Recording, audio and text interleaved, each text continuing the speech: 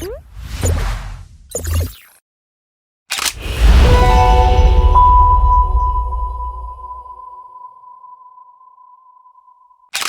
everyone, welcome to the Tech Podcast series. This is Lakshit Pan from Azure Developer Community. We do lots of initiatives here in India at Pan India level. We help everyone to upskill themselves, and through this podcast initiative, we try to educate you through the core startups that are building some amazing solutions for here in India and for global organizations. And we will try to cover multiple aspects of startups and how they're building their journeys and multiple things. We will try to cover this part with this podcast. And today, for the same, we have Mahesh here with us. And Mahesh, would you like to introduce yourself first? Sure, definitely. Thanks, Lakshit. Thanks for having me over.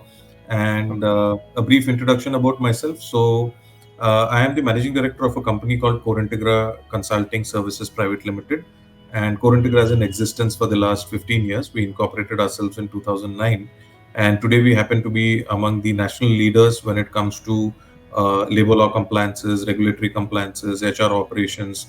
So that is our forte. And we typically offer services as well as technology. So we have some flagship products, brands, tech products, which we use to service our clients as well as offer it on a SaaS basis as well. So our migration has been from advisory and services to today advisory services and technology solutions. That's fantastic. So, starting from the very pinpoint, if you could explain your personal journey, how's been your experience with Core Integra when you have joined, and the building into India's leading SaaS-based compliance platform, how's been your journey? Okay, so Lakshit, so let me put it this way. I am one of those typical persons who has been groomed to take on a bank job or a government job with the absolute message that we are made to be government servants or bank servants and not entrepreneurs.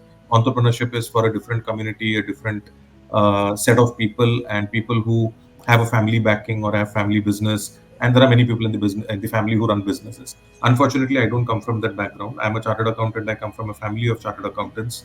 Though technically chartered accountants are the earliest entrepreneurs in our country, because most of them at a point of time used to start their own practice. So my family comes from typically working in banks, working in government companies. So that was what my natural start was.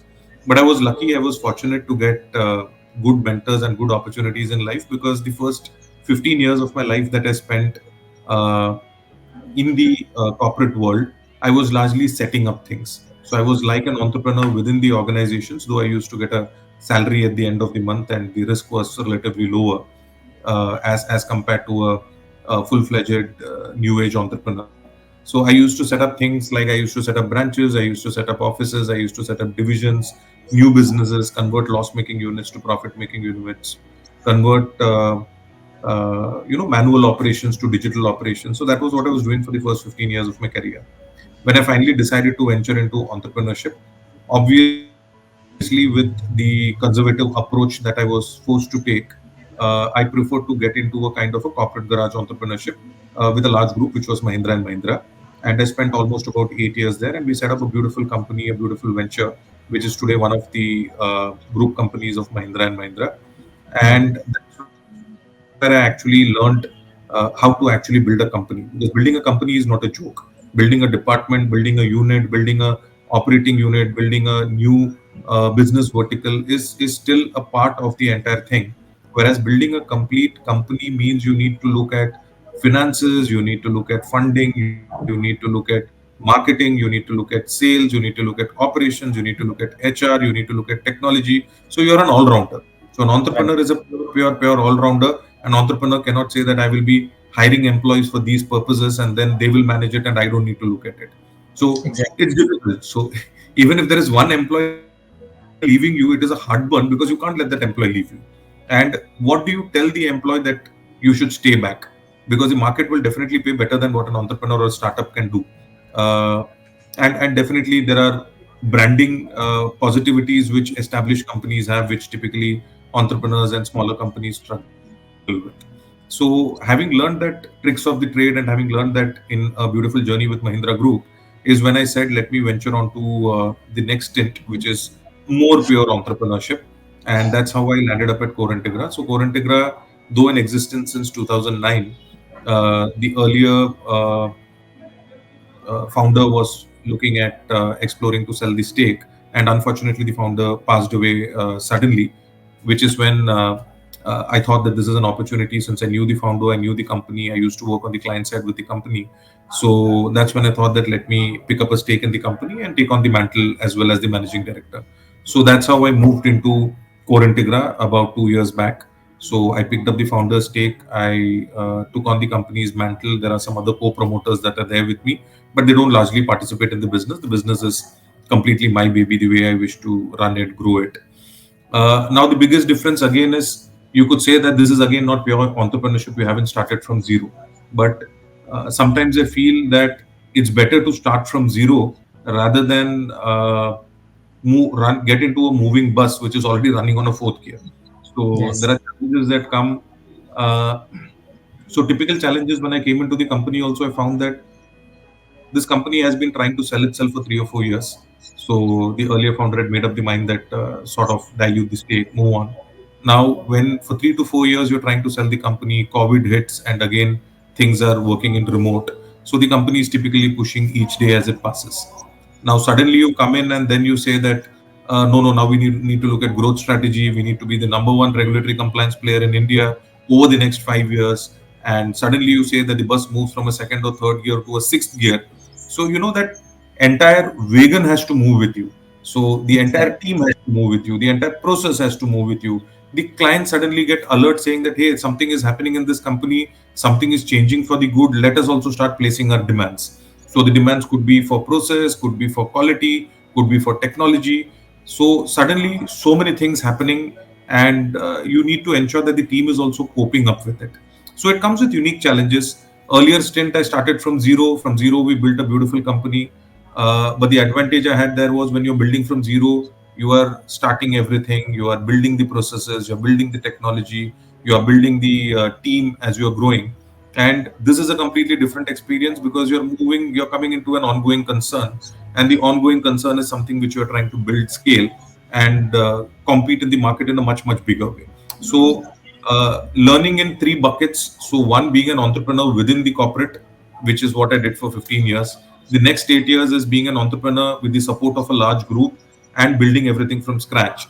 And third is, of course, here again, it's a self and a promoter driven company, and it's an ongoing concern. So, how do you jump into the wagon and how do you actually build it, scale up? So, that's again a different experience. So, that is something which has been my learning experience through this journey, and it's truly been wonderful because I really don't think many people in life and career get these kind of opportunities that I have got. That's very nice of you. Have been so honest with your journey, and I precisely, appreciate that as well because you have explained it so well. Everyone can relate to it. And now, for a better understanding, if you could explain what exactly is compliance for, I just wanted to break it down to the unit. What exactly compliance means, and where does the core integra, fits in there. So, typically, I'll tell you what attracted me to this industry. So, by qualification, I'm a chartered accountant. I've been a banker and financial services person for a large part of my life. Uh, Previous organization also, it was more of a knowledge industry, IT enabled service industry, and this suddenly comes into compliances. So, uh, typically, if you see after the scams which happened, let's say the stock market scam that happened in mid 90s, end of 90s, then we had the global meltdown, which happened in mid 2000s to 2008 9. The government started heavily focusing on the financial compliances, taxation compliances, and a lot of transformation happened over there. Today, if we see, we are probably among the best countries globally to have financial compliances and taxation compliances, and which is why you see when the recession is hitting the developed countries, we are still not hit by recession. Now, the government, some last 5 to 7 years, especially immediately pre-COVID and during the COVID days, has started focusing on a concept called ease of doing business. And in the ease of doing business world index rankings, we have also significantly come down from about 140th, 50th position to about 60th, 70th position, and the target of the government to get into the top 10. Now, one of the most important things is when you're looking at ease of doing business, the labor compliances come into picture. Okay. So that is where the government's focus is now slowly moved into labor compliances. and you will see a lot of things that are getting simplified there. Consolidation is happening. A lot of things are getting streamlined. A lot of digitalization is happening. So you will suddenly see that in this space, a lot of things and a lot of movement is happening in the last 4 or 5 years, and that is what made this company and this industry pretty attractive from a development and an investment perspective. First thing is, if you talk about labor law compliance, the first thing that comes to anyone's mind is volumes of paper, files, box files, so all those kind of things, and all those yellow colored papers, A5 papers, A4 papers, which is the truth of the past. So, to give you the example, some examples how this industry has moved. So, Lakshit, you are still fairly young, but about 10, 15 years back, if you wanted to even withdraw your provident fund or you wanted to take a loan against your provident fund, either you had to do it yourself, which people never used to prefer because it used to take multiple visits to the office, meeting up with officials. So there was something called an agent. Today, if you Right. see, everything in provident fund is in your hands. It's in the employee's hands. Even the employer cannot do anything much. The officials also need not intervene manually. It's all system driven. So the entire provident fund piece, the agent is gone. Similarly, if you look at ESIC, today ESIC is completely automated, digitalized. Similarly, you look at licensing process, significantly digitalized, getting more and more digitalized as we progress further. So this industry is undergoing a huge transformation. Uh, Today, if you see, most of the players in this market are either into advisory or advisory and services. I am very sure in 5 to 6 years, services component is going to reduce significantly, and it's actually going to be advisory because compliance is always a shade of gray, and is going to be technology. And hence, Correct. Core Integra was attractive because Core Integra is probably the only player in this market which has a comprehensive, full-fledged technology for labor law compliances. So that's where this company suddenly became a very attractive value proposition. And I have been a consumer of this software since 2015 when I was on the client side as well. And today, in the last 2 years, there have been so many robust developments that have happened in that. And I think pretty much Core Integra is, and its product Control F is pretty much their way ahead as government is digitalizing, as the finance minister is simplifying a lot of things, as the new wage code which is going to come, which consolidates almost 29 labor laws into four codes. We are completely geared for that. Now, if you look at this industry, again, you would find just 6 or 7 national level players. So, this is not an industry where you have a lot of national level players. It's more of a domain of regional and local players. Now, regional and local players, of course, have their own limitations because their knowledge is restricted maybe to a certain state or a certain region. Technology is something that they don't have, which is where, of course, national level players have an edge. And there are entry barriers in this industry. You can't just walk in and open your shop and say that I'm a compliant shop from tomorrow. So you need to have domain knowledge, you need to have experience, you need to have exposure, you need to have expertise, you need to have the competency to build and maintain a technology. So there are multiple things that create entry barriers to get into this industry, but still there are many large players who are venturing into this space now. Many of the HR players who are slowly venturing into this space, which looks attractive. But I think from that perspective, Core Integra has an edge because we already cater to 500 plus clients. We work in about 30 industries. We have a ready-made, full-fledged technology solution that is available. And of course, we have a large team of almost 150 people, which is there onto the content side, the research side, the advisory side, the services side. We cater to almost 2000 plus locations pan India. So, which is again something which most of our competitors, even at national level, can't do, which is our USP that even if you need something in the remote Northeast or you want something in Ladakh and Jammu and Kashmir, we can turn it around in about 24 to 48 hours. So I think we are very well positioned. The industry is attractive. The company has got competencies which its competition doesn't have. So I think it's a significant growth phase that I see over the next 3 to 5 years here. So I have two follow-up questions from here. One is, one will be like, when we talk about compliance, when you talk about advisory, and you manages the finances part, you manages the security part. There are lots of comprehensive, topics that we say right now in between. So is there any specific licensing or permissions, or maybe from government, or maybe any paperwork required to set up this organization, which includes these type of verticals?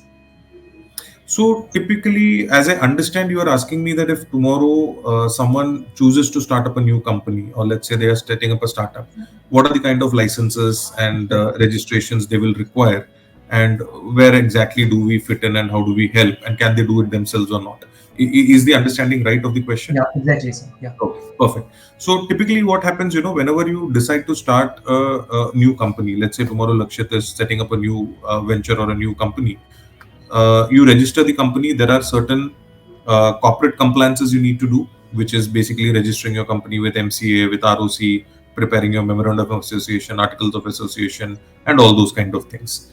Then you have certain financial compliances. You have to take your PAN, TAN, TDS number, GST number, all those kind of things, which comes under financial compliances. The okay, third part comes, which is your establishment and employment related compliances, and which is where we typically fit into and where we come into help. So there are multiple things you need to do there. So first thing, if you are a factory, you need to take a license for a factory. Now if you are a simple manufacturing factory, then there are certain number of documents you need to submit, technical documents, which includes your factory blueprints, your layouts, your fire related stuff, your entire layout related stuff, your pollution control board certificates. So those are some things which you need to do. If you are into an establishment, again, establishment varies. It could be offices, it could be branches, it could be, let's say, something like your quick service restaurants, which is the McDonald's, Pizza Huts, Domino's of the world. So then there are again some licenses which come in, which is your shop and establishment license, which could be your FSSAI license, which could be a signage license. So again, that varies whether you're putting a simple board painted in black and white, or are you putting a neon sign, are you putting a flex board. So again, there are licenses that you require, there are charges that you need to pay. Then after that comes your employment related compliances, so your PF code, PT code, ESIC code, LWF code. So there are multiple one time registrations which you need to take. Other than one time registrations, then comes your monthly compliances. So whether you're making profit or not, whether your business is running or not, there is going to be a cost of compliance. So you have to file your GST returns, you have to file your TDS returns, you have to basically keep multiple registers, returns. You need to file documents with the authorities under all these one-time licenses that you have taken. Which is where, of course, the government is still trying to simplify a lot of things and trying to avoid those nil returns or give some 3-year exemption to startups. So government is doing that in parallel. But still today, whether your company makes profit or not, there is a cost of compliance which you have to incur, and that is mandatory. But what is more important to understand, and what we keep telling our people or our clients also, is it's today easier to comply, and today it is cheap to comply than to be non compliant. Because many people historically feel that I can manage if I'm non compliant, but gone are those days, because it's very, very transparent. Everything is moving to digital platform. You will get caught today or tomorrow. If you get caught, the later you get caught, the heavier the penalties. So it's okay, always better, cheaper to be compliant. There are many exemptions the government are offering. We also support our clients to ensure that they get those kind of exemptions. Those exemptions are there in terms of licensing. So if you are not of a certain employee count, you are waived off of certain licenses. Trade licenses are exempt in some states. There are You don't need to take your PF, ESIC kind of code if your headcount is not beyond a certain number. So those kind of things also we guide a lot of startups, new companies, to say that what are the exemptions that the authorities and government offers and how you can take benefit of that. So fundamentally, don't be scared of compliance. The problem is, right from when we are born, we are basically said that you should fear the law. You shouldn't yeah, fear the law. You should be aware of the law. So exactly, whether, I mean, we see the police or someone asks us to go to the police station, the immediate reaction is no, no, no, no, I don't want to go to the police station. But what is the police going to do? If you are yeah, aware of the law, you are aware of what you're supposed to do, and if you're on the right side, police is not going to do anything to you. So it is the same way. If you know that I have to be compliant, you know that there are exemptions that the government has given me and I should be aware of that, then why do I be scared of compliance? Why should I fall into the trap of people telling that this could happen, that could happen? Hence, maybe you don't comply, and if someone checks with you, you are a small company among so many thousands of companies. Why should you worry about these things? My advice to all clients and prospects is don't fall into that trap. Government gives you many exceptions, many exemptions. You can comply. It is cheap to comply, and it is good to comply. And typically for startups, maybe 3 years, 4 years of their existence, they will look at private equity investments. They will look at some kind of angel VC, someone investing in them. And today, the private equity investors are very clear in their due diligence. If they find you are not compliant, they will not invest in you. They will not even give you the opportunity to become compliant by correcting and paying penalties, because they Yeah. look at the ethics and culture with which the company operates. So that is again a big risk that the startups will be undertaking. Uh, Again, if you look at larger enterprises, same risk. If they are looking at raising funds through IPO or through the secondary capital markets or loans funding from bank, they will again get stuck if they are not compliant. So hence, advisable to be compliant and cheaper to be compliant. Yeah, I should say this. The choice of your words is fantastic, so it's phenomenal, and I'm really enjoying this. Though this industry is totally new to me, and I'm loving to explore this with you. Now I'm just trying to. Okay, I did have the second follow up question. So did AI and all these newest technologies has changed everything for this industry? I'm just exploring Okay. the thing. Okay. So to answer your question, I'll put it in two parts. So one is, let's talk about AI ML, that is artificial intelligence and machine learning. Yes. So they would be good enablers in this industry, and we are already using heavily three areas. So we are heavily into robotic process automation.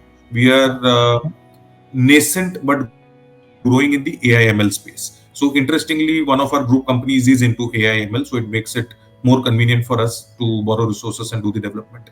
So the first stage is, you know, we have robust platforms, we have robust application softwares. Now, not everything is something we want to build in the software, because then you're complicating the code. Hence, we look at robotic process automation, which is RPA. To give you simple examples, if we have to do any kind of reconciliation, if we have to do any kind of data transfer from client systems to our systems, if we want to go and do any kind of logical transactions, the simple BODMAS logics, we use RPA in that. We don't complicate our software code for that. To give you a simple example, if I have to go and integrate my software with SAP, for the client there is a time and a cost. Right. Rather, if I use an RPA, it becomes easy for me and it is equally secure, because no human being is basically touching the entire piece. If I have to do a reconciliation, it's easier for me to give an RPA tool embedded into my software rather than actually going and building the entire thing and tweaking my code to do it. So we use RPA heavily, and since the last 1.5 years, while my business has doubled, my headcount has not doubled, because within the organization, quantitative tasks are done by machines, qualitative task is what is done by the human beings. And we are very clear on that principle. Coming to AI ML is still in a nascent stage, because what happens is, if you want AI ML to succeed, then you need a lot of information in a structured manner. You need to train the engine also. So today, a lot of documents in our industry still comes handwritten, still comes scanned. So it becomes a little difficult to read and train, but we are growing. If you ask me, it may take about 3 years before AI ML really comes really strongly uh, into this space, but it is definitely going to come. The third bucket would be the chat GPT, which is around where the entire today's world is revolving. And I, Right. I use chat GPT. I have checked chat GPT left, right, center. I use it. But frankly, chat GPT fails when it comes to replacing our advisory capabilities. Definitely, chat GPT can't do any kind of execution services, that we will have to do it ourselves. But typically, if you say that if I have to take an opinion, for which our clients reach out to our advisory team and they say that, okay, this is my situation, what would be your advice under the various acts, laws, and everything available. I have tried using ChatGPT. Frankly, it's not successful. So I think it may take a long time before ChatGPT can replace a legal knowledge or a compliance knowledge, an opinion, a solution. Because look, we don't give opinions. Like ChatGPT can probably give you the extract of that act and law. So you may give something simple that, please let me know about, am I eligible for gratuity if I work for 4 years and 6 months. Chat GPT will give you the entire payment of gratuity act, the extract. It will tell you that, okay, this is what you should do, this is what how it should happen, this is the calculation, but it will not give you a solution or alternatives. And that is what I have tested myself using OpenAI Chat GPT, but I have not got any logical answers. It gets stuck beyond a point of time, which only raises more queries. It's just like Google, if you ask me. Today, you Yeah. don't get all answers from Google. You will Right. get all different opinions and perspectives from Google, But ultimately, you have to go to that person from that domain and check, hey, I got these four opinions. Which do you think is right, or which do you think would be the best for my situation? Which is Right. where again the advisory practice is going to continue. I am not a hardcore techie, so I don't know how Chat GPT will transform over 5 years. But yes, possibly simple questions can be answered by the Chat GPT. Complicated, solution-oriented advice, maybe you will still need to rely on a human being who comes from that industry. Now, as you have talked about the challenges and the solutions, I'm just trying to build a scenario. So, if you have to, explain a common compliance challenge faced by any particular organization, how does Core Integra's platform address those challenges effectively? Okay. So I'll tell you two perspectives. So one thing is today, if you uh, look at the entire labor law compliance and the authorities' perspective, most of the authorities don't expect you to come to their office, sit in their office, discuss with them, and try to resolve matters. So there is a technology which the government has given. You have to use that technology. Now, how convenient the technology is to use, do you want to use it? It is like giving you a simple example. You have to file your income tax returns only once in a year. Now, for that once in a year, would you want to train yourself in that system, pick up your document, go and fill it? Technically, it's simple. It's not difficult to go and file your returns on the income tax portal. But since I have to do it only once in a year, I prefer a chartered accountant to do it. I wouldn't want to take that pain. It's easier to pay that 2,000, 3,000, 5,000 rupees once in a year and get that done rather than me going and spending my time and training myself. And when I'm doing it, have 10 queries and then again call my chartered accountant for that. So, is the same thing which works here also. Government runs on procedures and government expects you to do things in a particular way. So there is a procedure for everything. Now you have two choices. One is you can choose to do it yourself. Classic case again is passport. Earlier passport you had to go through an agent. Today you have an Aadhaar number. You go put your Aadhaar number, all your details are there. You have an existing passport, put the passport number, all details are there, select your appointment, go. Yes. Now it's as simple as that. But the choice is of an individual whether I want to do it or I'm comfortable someone else doing it.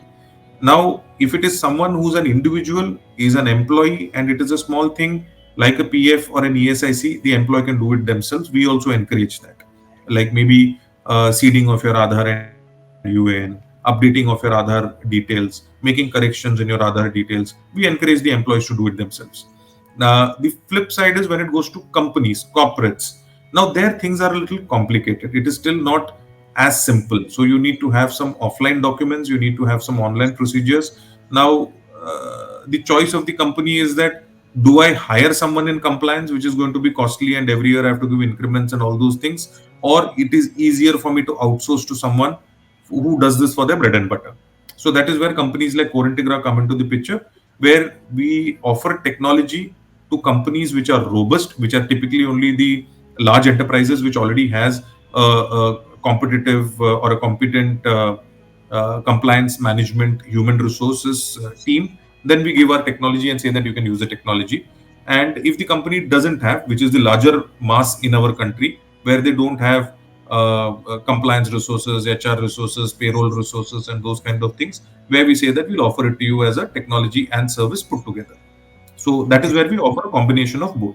Okay, so I have, I was doing my homework for this podcast and I saw Control F, Sukon Tigra service SaaS-based labor law compliance platform.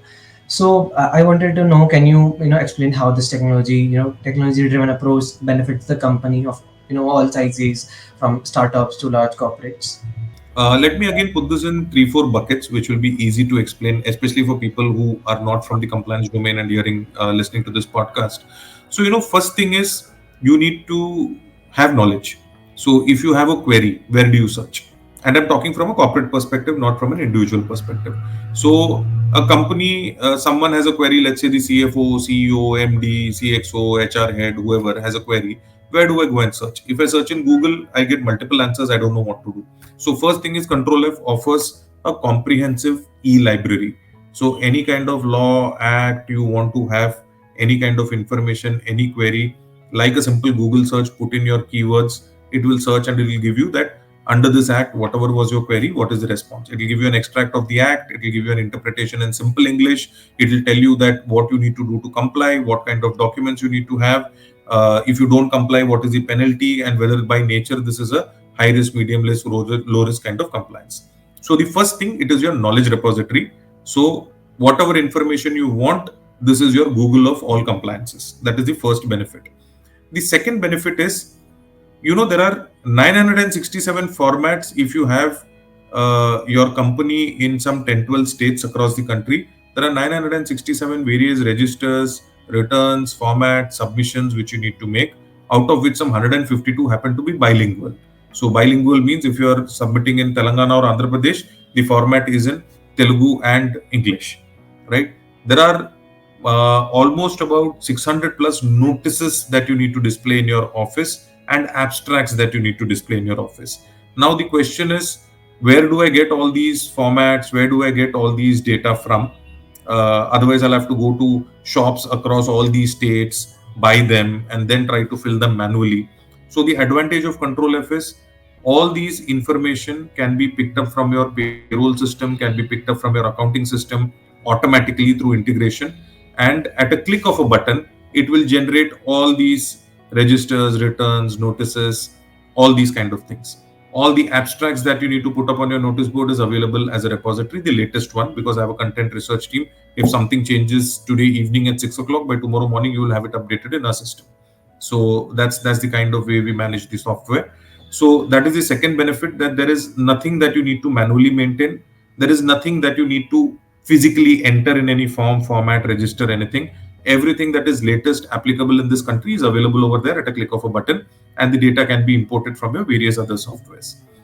The third benefit is, uh, it has a complete workflow for your notices, inspections that happens in your branch. So, for example, let's say you're a bank which has 1,000 branches across the country. One fine day, an authority can walk into your Ghaziabad branch and serve a notice there. How does the legal department, compliance department sitting in Bombay even be aware of that? So, the thing is, in the software, the person sitting at Ghaziabad branch just needs to either scan it, update it, or can click an image, update it. The entire workflow is there in that. So it comes to the central team. The central team may put it through 4 or 5 desks. They will have notations, connotations. Then it goes back to the Ghaziabad branch fellow. He can take a print, give it back to the authority. So the entire thing happens through the system. That is the third major benefit. The fourth benefit is, when you want to do transactions like your wage processing, you want to do your attendance and leave kind of updation and maintenance of records. If you're a factory, then ERIR needs some kind of record keeping. So for all these kind of things, the software comes beneficial. These are some of the major features. The software has at least some 40, 45 different kind of features, which otherwise the industry typically does manually for lack of a software. Simple things like your minimum wages. If your minimum wages is changing, which keeps changing across the country at different intervals, in some states it changes twice in a year, some states once in a year. So all these minimum wages, when it is changing across the country, how do you come to know about it? So at a click of a button, you know about it in our software. So the biggest advantage to companies, assuming that they have their own captive team for handling compliances and they have subscribed to only our software on SaaS basis, they can simply do away with multiple consultants that they have in different states and regions. They can centrally manage compliance, complete visibility, centralized processing, and handling any queries, discussion with authorities, government officials can be done centrally. Better control, better governance than how the process runs manually currently. So now, as we reach to the end of this podcast, I would like to know, as a managing director of Core Integra, what are your personal and professional goals for the company, and how do you envision the company's impact on the compliance industry? Or I'll put it like this: what are the success metrics for you, as on personal level and professional levels? On what matrices you decide, yeah, this is a success for our company and firm? So, if you ask me from a professional level, it is still very easy and very simple. So, of course, we want over the next 3 to 5 years, Core Integra to be the number one regulatory compliances player in India, both in terms of services and in terms of technology. Okay. Second is, we have some thoughts about moving overseas as well. But frankly, our current focus for the next 3 years would be on India, because India market itself is deeply underpenetrated. So the 6, 7 national level players put together don't cater to more than 3,000, 4,000 corporates, whereas the market is really huge. So the focus over 3 years would be India focused. There are some products which we want to take overseas, which we will do in the due course of time. In fact, we have already started building it for some overseas markets. On a personal basis, if you ask me, uh, I would be very, very keen, and I already am taking a lot of initiatives through webinars and different kinds of education initiatives. In one, educating the industry and its participants that it is easier and cheaper and better to comply, and on the second hand, participate with government. I'm already a member of CII, so participate in the government initiatives to see how we can digitalize the entire compliance landscape so that people proactively prefer to comply rather than trying to not comply and deviate from the system. So I strongly believe that it is cheaper and easier and better to adhere to compliances, and that's what on a personal basis I want to promote across the industry and industry participants. Okay, perfect. That's very fantastic, and I wish you the best for the same. Now, if any predictions you want to make for future, I would really love to hear from you, sir. So, as I told you, the prediction for the future is very simple, and we have a lot to learn from the financial and taxation compliance industry. Today, everything is digitalized. So, going forward, I strongly see that companies like Core Integra are going to be more of advisory companies and IT product companies on the regulatory compliance space. I think that services landscape, which is there in compliance, is going to completely vanish or going to come down by almost 70-80% in the next 5 years. And I strongly believe that the technology is going to supersede. Advisory will continue because there's always a shade of gray and you need some expert to give you an opinion or an advice. But typically, it's going to be an industry driven by technology, not by human beings. That's fantastic, sir. And it was lovely, speaking to you and exploring the multiple aspects of core intrigue and about this compliant industry. And due to paucity of time, we can't explain or we can't discuss so many things in a single podcast. And would love to hear from you again sometimes in future. And thank you for joining us. It's my pleasure to host you for this podcast, and looking forward to for some more enlightenments. Thanks, Lashit. It was my pleasure interacting with you, and best wishes for you as well.